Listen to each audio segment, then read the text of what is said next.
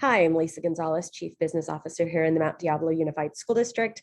And in this episode of Ask the CBO, we're going to take a look at ending fund balances, what they are, how much is in them, and why we have them.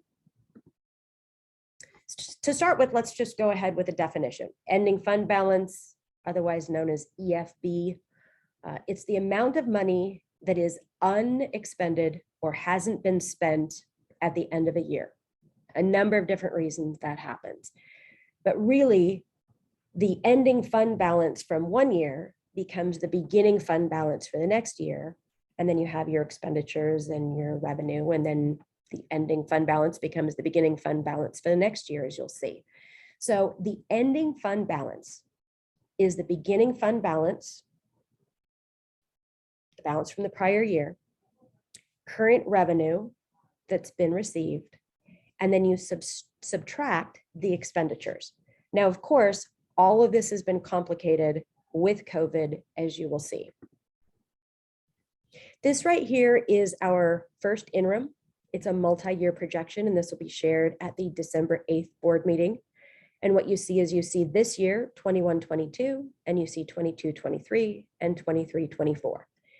So this year, we expect our ending fund balance will be approximately $82 million, assuming that our expenses come in as the way we expected and the revenue comes in as well. Where did that come from? Well, we took a look at the beginning fund balance, the money that was left over from last year, and then we take a look at what we're expecting in expenditures, and we would have $82 million left at the end of this year. Now, at the very bottom, you're also going to see a number that says unassigned, $32.9 million worth of unassigned. Right now, these are some of the funds that we are saving for raises. So if you follow it through, we're going to take a look at the ending fund balance this year, 82 million. And then the next year you see 53 million. And then the next year you see 32 million. Now, what's important in this is it's showing every year we're going to have money left over. Why? Because if we don't have money left over at the end of a year, we will be likely somewhat negative in our second or third years out. So I want to show what happened and what contributed to the ending fund balance this year. We had $61 million left in the ending fund balance in a category that's called unrestricted general. Unrestricted general means no strings attached. But let's delve into it and see what was there. To start with, the year before, we had $29.7 million left at the end of the year. So the beginning fund balance, the beginning fund balance in 2021 was $29.7 million. And then what we take a look at is we take a look at what made that up. Well, first of all, it was funds not spent by school sites.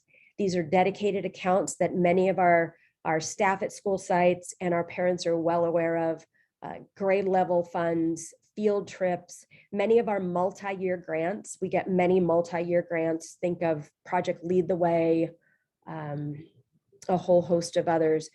We don't normally get those in just 1 year. And what we've seen through COVID is that a lot of those grants and the funding sources have said, because you weren't able to spend them because you didn't have students there full time, those carry over. So you need to keep spending those over extended periods of time. We also had $21.5 million worth of one-time COVID fund transfers. So we had a number of COVID funds that were expiring, and we tried to use them as much as we could. But one of the things that was very clear about the one-time funds was that we were able to use them one time for ongoing expenses.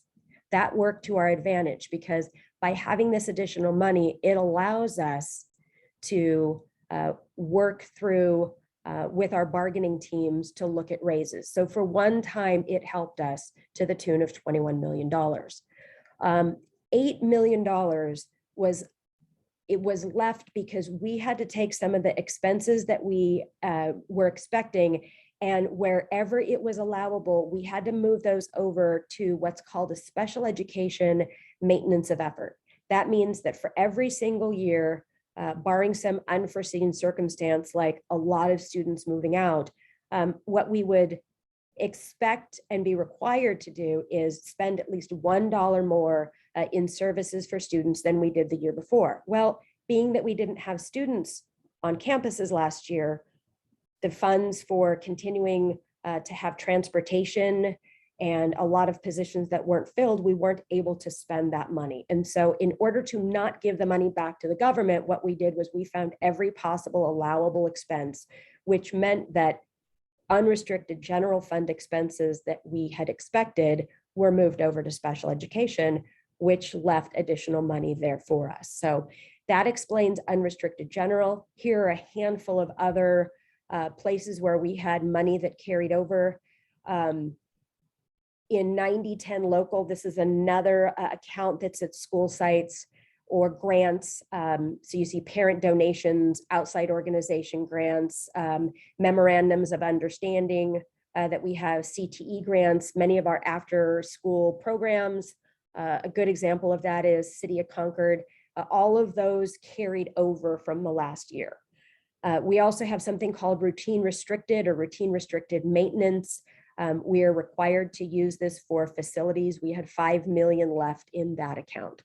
LCFF supplemental. So starting this year, any funds that we did not spend have to be put back into the same account as from where they came in the past and spent the same exact way. So those are restricted as of this coming school year. That was approximately $4.9 million. In lottery, we had a one-time carryover of $3.7 million. We are now using that for the one-time textbook adoption expenses that we are going to have this year. The paraprofessionals, so this is part of the expanded learning grant. This is something that came from the governor's funds, and you can see there's a number of them right here, $1.9 million that we received. We received these funds in June. Very hard to receive funds in June and spend them right away. And so we wanted to make sure we were spending them according to the rules that we have. And so that amount of money carried into this year. The same thing with 1.08 million left from the expanded learning grant. These are funds that we received last year. They carry over to be spent the same way. Medi-Cal, same thing, $670,000 there. A low incidence funding for special education. This is one of those budgets that is more challenging to spend. It's only allowed to be spent on certain services for certain eligible students. And so we always see a carryover there. We have one small amount of $310,000 that is specifically from the state Senate Bill 117. That's for restricted COVID supplies and qualified expenses. We expect to have that spent down this year.